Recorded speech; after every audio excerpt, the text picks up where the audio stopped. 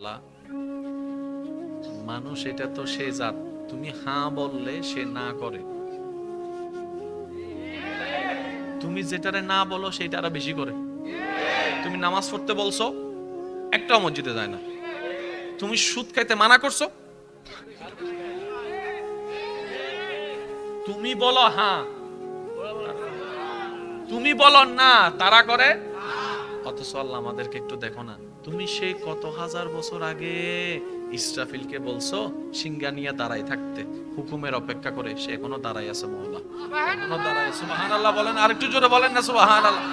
সে এখনো দাঁড়াই আছে। ঈসা নবী যাওয়ার আগে কিয়ামত হবে না সবারই জানা, ইমাম মাহাদি আসার আগে কিয়ামত হবে না সবারই জানা, এখনো আসে নাই পৃথিবীতে, তারপরে দেখো ইসরাফিল দাঁড়াই আছে।